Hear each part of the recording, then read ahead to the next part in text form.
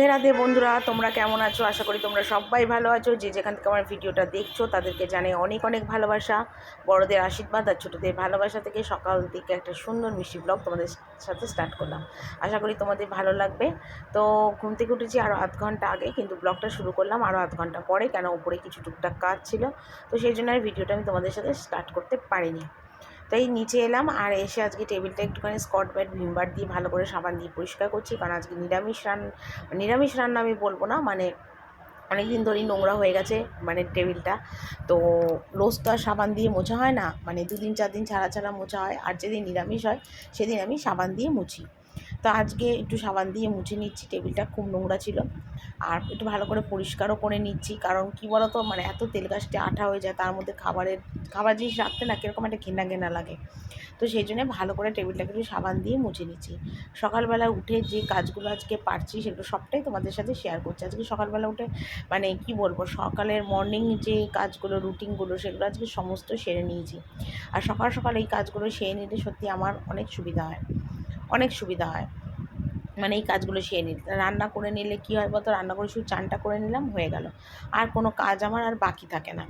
কিন্তু সেটাই তো আমার মাঝে মাঝে মানে অসুবিধা হয়ে যায়, করতে পারি না। মানে সকালের কাজগুলো বেলায় হয় আর বেলার কাজগুলো সকালে হয়, এই জন্য একটু অসুবিধা হয়ে যায় আমার। তো কিছু করার নেই, যাই হোক, যেরকম মানে পরিস্থিতি সেই অনুযায়ী তোমাকে কাজটা সবসময় করতে হবে। তো দেখো টেবিলটা মুছলাম, তারপর বাসন মাজা আছে, অনেকগুলো বাসন মাজা আছে, তারপর গ্যাস ট্যাসগুলো মুছবো, মানে সবই আর কি করবো আর কি। মানে কালকে রাত্রে আর করে উঠতে পারিনি, মানে একই দিন রাত্রিবেলা কিন্তু আমি করে রাখি, মানে টুকটাক বাসন বলো, টেবিল মোছা বলো, গ্যাস মোছা বলো, এগুলো না আমি করে রাখি। কিন্তু আজকে না আর হয়নি, তো অনেকগুলো বাসনই আছে, আর এখন গ্যাসগুলো মুছছি, একদম সব চকাচক করে মুছে নিচ্ছি পরিষ্কার করে। তো সকালটা আজকের এইভাবেই শুরু করলাম, আর পুরো কন্টিনিউ ভিডিওটা দেখো তোমরা, তোমাদের ভালো লাগবে আশা করি। আর তোমাদের কাছে তো যতটা পারি সবটাই আমি তোমাদের কাছে কিন্তু শেয়ার করি, আমার লাইফস্টাইল বলো, আমার ডেলি রুটিন বলো, যেটাই বলো সবটাই তোমাদের কাছে শেয়ার করি। তো তোমরা আমাকে অনেক করে ভালোবাসা দিয়েছো, এটুকুনি নিশ্চয়ই, আর তোমাদের ভালোবাসায় আমি এতটা দূরে এসেছি। তো এটাই বলবো যে তোমরা আমাকে আরও অনেক অনেক করে ভালোবাসা দিও, অনেক করে সাপোর্ট করো, যাতে আমি আগামী দিনে আরও তোমাদের ভালোবাসার সাপোর্টে আশীর্বাদে এগিয়ে যেতে পারি। কারণ দেখো, তোমরা যদি আমার মাথার ওপর না থাকো তাহলে কিন্তু আমার এগোনো অনেক কষ্টের হয়ে যাবে, অনেক কষ্টে, মানে এগোতেই হয়তো আর পারবো না, মানে এতটাই মানে অসুবিধা হবে। তোমরা আছো বলেই কিন্তু আমি আছি, আর আমি আছি বলেই হয়তো তোমরা আমার ভিডিওটা দেখো। তো যাকে সকাল সকাল অনেক কথা বললাম, আর তোমাদের বলবো না তো আর কাদের বলবো বলো। তো এখানে দেখো গ্যাস ট্যাস একদম মুছে মুছে নিচ্ছি, পরিষ্কার করা, দেখতেই পাচ্ছ গ্যাস টেবিলের উপর অনেকগুলো বাসন আছে, আর নিচেতেও আছে, মানে কলের তলায় অনেকগুলো বাসন আছে, যেগুলো রাত্রিবেলা নামিয়ে দিয়েছিলাম, জলে ভিজিয়ে রেখেছিলাম। কারণ কী বলো তো, সারা রাত না বাসনগুলো শুকনো রেখে দিলে না এত খড়খড়া হয়ে যায়, তো তখন বাসন মাজতে খুব কষ্ট হয়, তখন ভিজিয়ে ভিজিয়ে বাসন মাজলেও যেন এটুকুলো আর যেতে চায় না। তো সেই জন্যে বাসনগুলো আগে একটু জলে ভিজিয়ে রেখেছি। তো ভিজিয়ে রেখে তারপর কিন্তু আমি গ্যাসটা মুছলাম। গ্যাসটাও খুব ময়লা হয়েছিল, আর দেখো রান্নাঘরটা চকাচক পরিষ্কার থাকবে, সেটা কিন্তু দেখতে অনেক ভালো লাগে, সত্যি অনেক দেখতে ভালো লাগে। আর আমি তো যতটা পারি রান্নাঘর, গ্যাস, টেবিল সব কিছুই কিন্তু অনেক পরিষ্কার করে রাখার চেষ্টা করি। তারপর দেখো কিছু বাসন ছিল, সেই বাসনগুলো এখন মেজে নিচ্ছি। তো কালকে রাত্রিবেলাতে না সত্যি কোনো বাসন মাজতে পারিনি, সব বাসন পড়েছিল। তো সকালবেলা উঠে যদি বাসনগুলো না মাজি তাহলে অনেকটা বাসন বেলার দিকে বেরিয়ে যাবে, আর সিঙ্কে দাঁড়িয়ে দাঁড়িয়ে এতক্ষণ ধরে এত বাসন মাজা সত্যি অনেক কষ্ট হয়। তো সেই জন্যই সবগুলো মেজে নিচ্ছি। তো যখন সংসারে কাজকর্মগুলো করি তখন মাকে অনেক মিস করি। কারণ কী বলো তো, যখন মা আমার এখানে এসে থাকে কদিনের জন্যে, তখন মা বলে আমি বাসন মেজে দিচ্ছি, বা এরকমও অনেকবার হয়েছে জানো তো, আমি ঘুম থেকে ওঠার আগে আমার মা নিচে এসে সমস্ত বাসন টাসন মেজে চুবড়িতে জল ঝরতে দিয়ে দিয়েছে। সকালে এসে দেখি সমস্ত বাসন মাজা কমপ্লিট।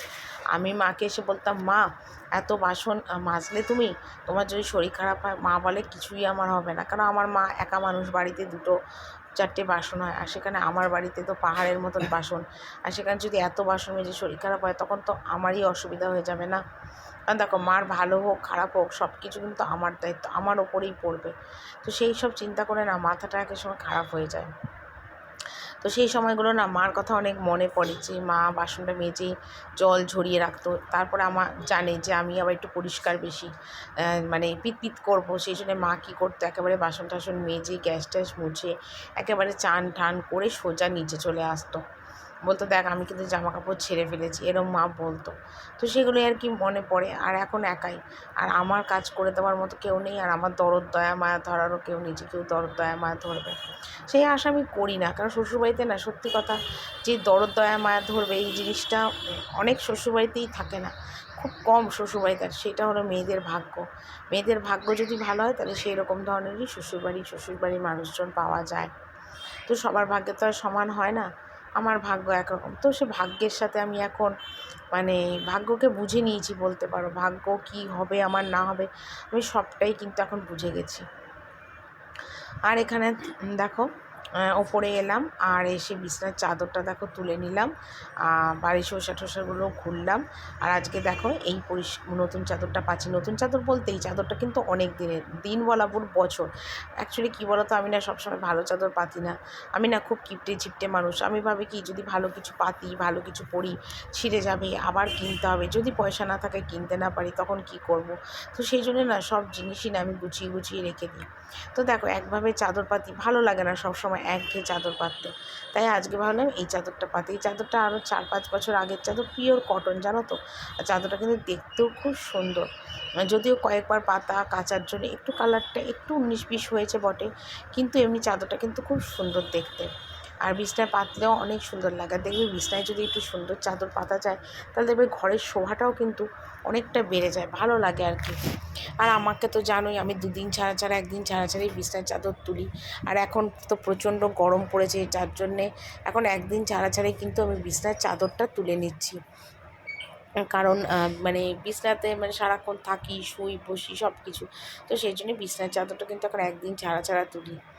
আবার যদি মানে সম্ভব হয় হয়তো রোজও তুলতে পারি, কোনো ঠিক নেই। তো যাকে এখানে বিছানার চাদরটা তুললাম, বালিশে ওষারগুলো লাগাবো, এইসবই টুকিটাকি।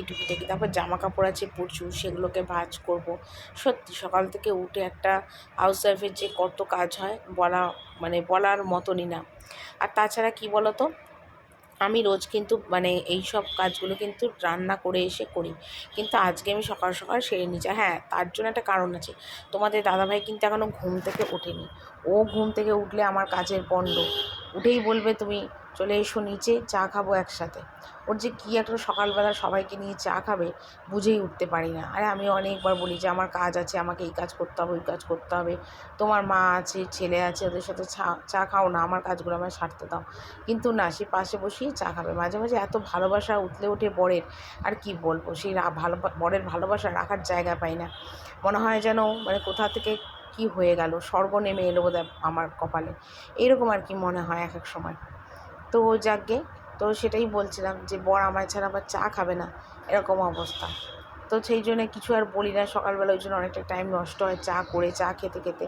তো আজকে যেহেতু ওঠেনি, তো ভাবলাম চলো বেলার কাজগুলো সকাল সকাল সেরে নিই, তাহলে আমার একটা সুবিধা হবে। নয়তো রান্নাবান্না সেরে না আমার অনেকটা দেরি হয়ে যায় কাজকর্ম করতে, অনেকটা দেরি হয়ে যায়। আর তখন আর ইচ্ছা করে না রান্নাবান্না সেরে আরও অনেক কাজ করতে। আর এখন না তোমাদের ভিডিওটা কিন্তু আমি সন্ধ্যেবেলা করে দিচ্ছি, আর সন্ধ্যেবেলাতে এত ঘুম আসে তোমাদের কি বলবো, তোমাদের বলেও বোঝাতে পারবো না যে এত ঘুম আসে। তো যাকে এখানে বিছনার চাদরটা পাল্টালাম, বালিশ ওষারটা লাগালাম, এইসব টুকিটাকি কাজ যতটা পারি আমি কিন্তু বিছনা পরিষ্কার রাখার সবসময় চেষ্টা করি, যে না বিছনা পাটি সবসময় পরিষ্কার রাখবো, চকাচক রাখবো, এটা সবসময় চেষ্টা করি। তো এখানে দেখো একদম রাশিকৃত জামা কাপড়, আর এই জামা কাপড়গুলোকে এখন একটু ভাঁজ করব। কারণ সেই যখন ধোয়া নাইটি পরেছি তাহলে আর বেকার না মানে করার কি আছে। তো সকাল সকাল উঠে একদম জামা কাপড়গুলো ভাঁজ টাজ করে একদম আমার কাজগুলো আমি কমপ্লিট করে ফেলবো। তারপর তোমাদের দাদাভাই কিন্তু উঠে পড়েছে, উঠে দেখলো আমাকে যে আমি জামা কাপড় ভাঁজ করছি।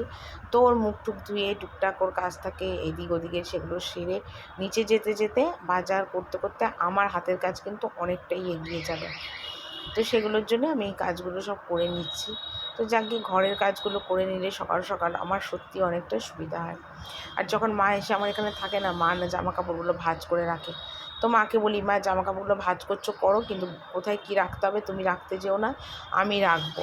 আর আমি ভিডিও যেহেতু করি সেই জন্য মাকে না করতেও দিই না, কিন্তু হ্যাঁ মা যদি মানে করে তো মার ভিডিও আমি করি।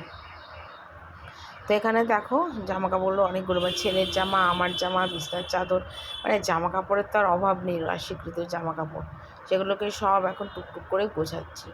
আর চেয়ার ভর্তি জামা কাপড় থাকলে দেখতেও তো একটা বাজে লাগে, মানে কেউ একটা ঘরে এলো আর এসে দেখলো স্তূপাকৃতি জামা কাপড়, মোটেই ভালো লাগবে না। তারপর দেখো জামা কাপড়গুলো সব গোছালাম, গুছিয়ে এই ঘরে চাদরটা আজকে চেঞ্জ করতে এলাম। অনেক দিন মানে 7 দিন অন্তর অন্তর চাদর চেঞ্জ করি, তো তো চাদরটা এত নোংরা ধুলো ধুলো হয়েছিল কি বলবো।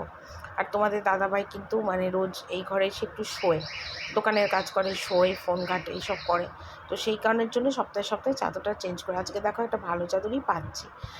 অন্য সময় একটুখানি পুরোনো চাদর পাতি, কারণ এই ঘরটা অতটা ইউজ হয় না বলে, সেহেতু ঘুরে ফিরে আমাকেই কাচা ধোয়া করতে হবে, সেই জন্য অতটা ভালো চাদর পাতি না। কিন্তু আজকে একটু ভালো চাদর কিন্তু বিছানায় পাতলাম। সবসময় ভালো মানে খারাপ লাগে যে বাজে চাদর পাতলে। বললাম না, বিছানার চাদরও যদি একটা ভালো পাতা যায় খাটে, তাহলে সেটাও কিন্তু দেখতে অনেক ভালো লাগে, তাই না? তা আমি দেখো বিছানার চাদরটা বললাম, আর এই চাদরটা তো আমার মা আমাকে দিয়েছিল, আর প্রচণ্ড ভারী বলে না এই চাদরটা আমি আমার ঘরে পাতি না, মানে এত ভারী চাদর, এত ভারী চাদর কী বলবো, কাচতে খুব কষ্ট হয়। তো সেই জন্য এই ঘরেই পাতলাম, এই ঘরে তবু টানা 7 দিন তো মানে পাতা থাকবে, অসুবিধা হবে না। তো নিচে চলে এলাম, ওপরে সমস্ত রোজকার সকালের কাজগুলো সেরে। আর এখানে এনেছে দেখো একটা লাউ নিয়ে এসছে, দুটো সোয়াবিন নিয়ে এসছে। আর লাউটা দেখো কি বড় সড়ো লাউটা এনেছে, বেশ কচি লাউটা কিন্তু।